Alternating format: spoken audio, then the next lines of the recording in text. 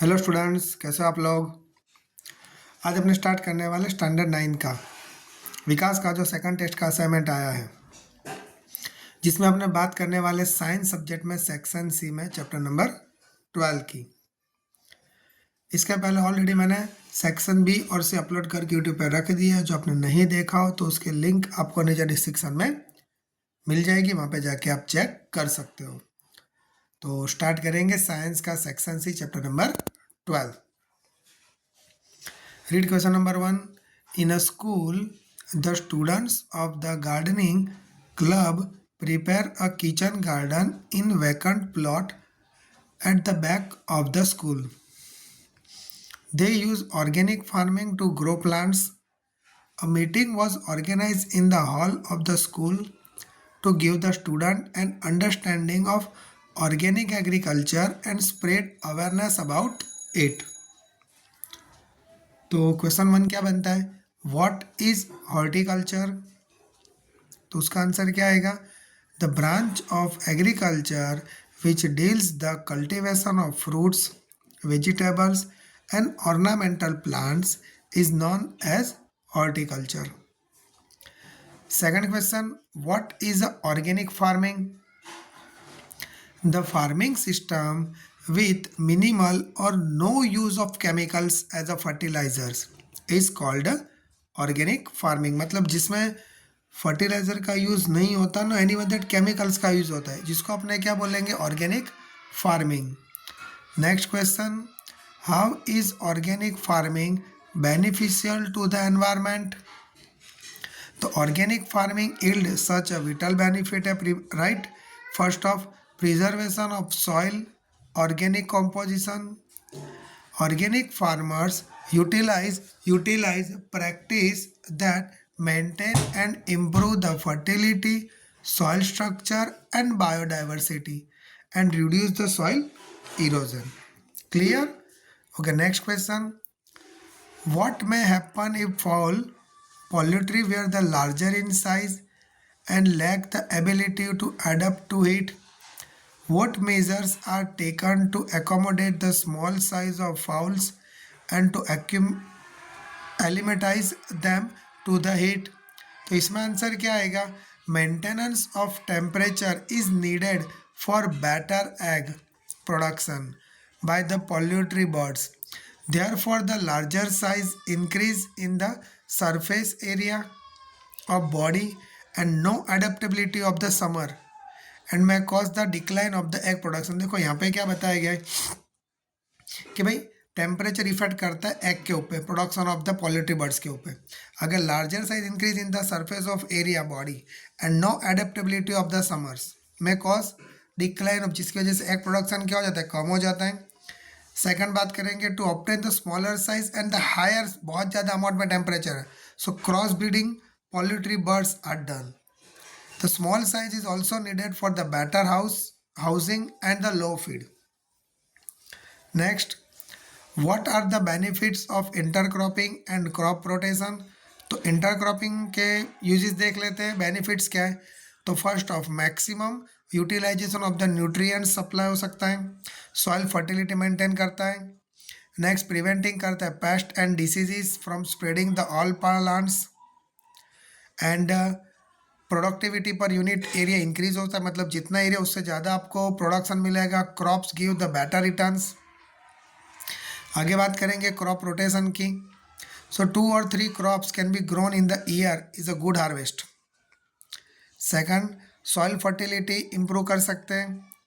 Paste and parasite infection बहुत ही कम हो सकता है एंड वीड कंट्रोल भी नहीं होता इससे। Okay, next question, explain the types of organic manure. तो 3 टाइप का ऑर्गेनिक है, कॉम्पोस्ट, वर्मी कॉम्पोस्ट और ग्रीन मैन्योर। तो कॉम्पोस्ट में क्या होता है, मैं आपको सिंपल लैंग्वेज में बता देता है कि भाई एक छोटा सा डिगिंग करना होता है और जिसके अंदर excreta waste, animal waste, vegetable waste, animal, वो सब डाल के, राइट, उसको थोड़े टाइम्स के लिए क्या करते हैं, टोटली क्लोज करना होता है। वेस्ट क्या होता है, खुद में को डिकम्पोज होना स्टार्ट होता है आफ्टर अ सम टाइम्स, जिसको अपने बोलते हैं कंपोस्टिंग। एंड जो कंपोस्ट होता है उसमें बहुत ज़्यादा अमाउंट में न्यूट्रिएंट्स होता है। Okay, clear. उसमें सेकंड टॉपिक की बात करेंगे vermi compost. Vermi compost same to same compost की तरह होता है, बट वर्मी कंपोस्ट में क्या किया जाता है कि भाई वही जो डिगिंग किया होता है उसमें बाहर से आपको एक्स्ट्रा अर्थवॉर्म ऐड करने होते हैं, जो डिकम्पोज की प्रोसेस को बहुत ज़्यादा स्पीडली करता है। अगर जो कंपोस्ट की जो प्रोसेस है 5 to 6 वीक का होता है, तो वर्मी कंपोस्ट वही 2 to 3 वीक में वर्क फिनिश करता है। Okay, so composting done with the help of earthworm hasten the process of decomposition of plants animals is called a vermicompost. Next बात करेंगे ग्रीन मैन्योर की।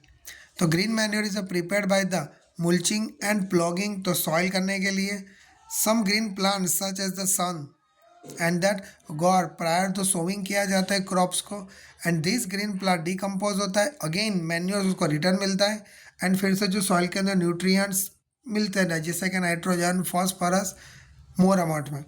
देखो ग्रीन मैन्योर किस तरह होता है कि भाई जो भी जो प्लांट्स होते हैं एक्सेट्रा, जो भी प्लांट्स होते हैं उसका लीव्स होता है एक्सेट्रा, तो वो क्या करते हैं खुद में खुद जो नीचे गिरते हैं उसके बाद सॉइल के अंदर डिगिंग हो जाता है, और सॉइल में डिगिंग होने के बाद वो डिकम्पोज होना स्टार्ट होता है। मतलब जैसे ही वो लीव्स डिकम्पोज होता है ग्रीन प्लांट्स, वैसे उसमें से नाइट्रोजन और फॉस्फोरस फिर से सॉइल को मिल जाता है, जिसको अपने बोलते हैं green manure.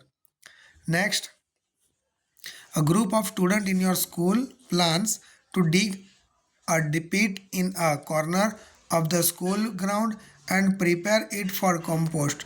They collect the biodegradable waste from the school canteen and school garden and prepare. तो name the two waste from the canteen के दो वेस्ट लिखने के कौन से कंपोस्टिंग की बात करें मतलब वेजिटेबल पिल्स और पेपर प्लेट्स जो कैंटीन में बहुत ज़्यादा मिलते हैं जो यूज़फुल है, और नॉट यूज़फुल वाले कौन से हैं, तो एक तो plastic bottle and polythene bag जो यूज़फुल नहीं हो सकता, जो कैंटीन के रिलेटेड ही आपको लिखना है यहाँ पे। Second question, which organism play an important role in the preparing of compost. तो कंपोस्ट प्रिपेयर करने के लिए कौन से ऑर्गेनिज्म की रिक्वायरमेंट होती है, तो micro organisms, bacteria and earthworm. Which reaction is an important, तो डिकम्पोजिशन रिएक्शन यहाँ पे होता है। Okay, next, what are weeds, state the example of weed and state the need to control them and method to control them. तो weeds क्या होता है, unwanted plants होता है कल्टिवेटेड द फील्ड। एग्जाम्पल की बात करें एक्जेंथियम, पैरेथियम, साइप्रेनियस, रोटाडेंस। ओके, ये जो तीन एग्जाम्पल एक्जेंथियम, पैरेथियम, साइप्रेनियस, रोटेंस। ओके, चलो क्यों कंट्रोल करना रिक्वायरमेंट है, क्योंकि यार जो कंट्रोल नहीं करेंगे तो जो भी क्रॉप ग्रोथ हो रहा है आपका वो वीड्स क्या कर लेंगे, खुद एब्जॉर्ब कर लेंगे। मतलब जो भी क्रॉप्स आपका ग्रोथ हो रहा है प्रॉपर अमाउंट में ग्रोथ नहीं हो पाएगा, इसलिए उसको कंट्रोल करना जरूरी है। राइट, लिखेंगे इसको, they grow with the main crops and compete करेगा nutrients and water, so weed is very harmful. इसको कंट्रोल करने के लिए मेथड तो सिंपल है, खुरपी से आप कट कर सकते हो डायरेक्टली जो मैकेनिकल मशीन से, या तो फिर weeds also control by the some chemicals आप पेस्ट करने की वजह से, जिस तरह के 2,4-डाई, राइट, जो क्या करेगा केमिकल से जो सिर्फ वीड्स को ही अटैक करेगा, सिर्फ किल करेगा वीड्स को, बाकी के जो प्लांट्स है वो आपके एज इज इट वैसा ही रहेंगे। Done. Next question, what are the dairy cattle and give the names and the characteristics of the foreign and indigenous variety and how the variety improved, किस तरह वैरायटी इंप्रूव कर सकते हैं। तो first of milch animals, animals which provide the milk, जिसको अपने बोलेंगे milch या तो डेयरी एनिमल्स। तो यहाँ पे उन्होंने बताया कि फॉरेन और इंडिजिनियस ब्रीड्स के एग्जांपल दो, तो मैंने यहाँ पे एक ही के एग्जांपल लिया गया है। फॉरेन ब्रीड जर्सी, तो Jersey is a smaller size breed with the fawn colouration ranging from the light to dark, they are renowned for the lights high butter fat, जिसके अंदर फैट बहुत ज़्यादा होता है कंटेंट द मिल्क के लिए, and disease resistance भी है। Next indigenous breed Sahiwal cattle are the indigenous to Punjab region में पाए जाते हैं इंडिया के अंदर, जिसका कलर होता है reddish brown coat colour, are well adapted to hot and humid climate में होता है। साहिवाल जो काव होते हैं जो मोर अमाउंट में मिल्क प्रोड्यूस करती है और रेजिस्टेंस फ्री और डिजीजेज उसको बहुत ही कम होते हैं। नेक्स्ट, इसमें एक क्वेश्चन है क्यों रिक्वायरमेंट है, तो क्रॉस ब्रीडिंग, जिससे क्या होता है कैटल जो ब्रीड होगी राइट, और द इम्प्रूव द ब्रीड मिलेगी एंड डेवलप ब्रीड मिलेगी, जिसकी वजह से क्या होगा, more amount of the cow मिलेगा और मोर अमाउंट में मिल्क मिलेगा। इसके अलावा जो डिसीज रेजिस्टेंस की इसकी पॉसिबिलिटी वो भी ज़्यादा रहेगी। Okay, next, write a short note bee keeping. तो बी कीपिंग तो मतलब कहता है हनी बीज के लिए किया जाता है। The practice of maintaining the honey bee colonies in beehives is called beekeeping और apiculture. It require the low investment, उसका इन्वेस्टमेंट बहुत ही कम है। एपीरीज और द बी फार्म एस्टाब्लिश किए जाते प्रोडक्शन ऑफ हनी के लिए। अगर इसमें एक्स्ट्रा ऐड करें तो honey is that behave from the wax, source of wax and the various medicinal purpose के लिए किया जाता है।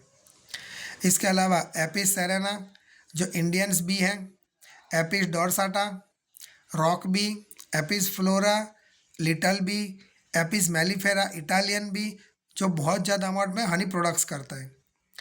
और द नेक्स्ट, द वैल्यू और quality of the honey depend on the pasture, मतलब किस टाइप का उसको फूड मिलता है उसके ऊपर डिपेंडेंट रहता है। अगर डिफरेंट टाइप्स के फ्लावर रहेगा तो सब में से वो क्या करेगा, नेक्टर्स ऐड करेगा, जिसके वजह से जो भी हनी ग्रोथ होगा वो बहुत ही स्वीट होगा और जिसकी वजह से उसका जो भी ग्रोथ होगा अच्छा होगा, अगर अलग अलग डिफरेंट टाइप्स के फ्लावर रहे तो। फ्लावर अवेलेबल टू बीज for the nectar and pollen collection and the kind of the flowers available will determine the taste of honey। इसका टेस्ट बहुत बेटर रहता है। Okay, clear. सो दैट्स यहाँ पे अपना चैप्टर नंबर 9-12 फिनिश होता है। वीडियो पसंद है वीडियो को लाइक और चैनल को सब्सक्राइब करना मत भूलना।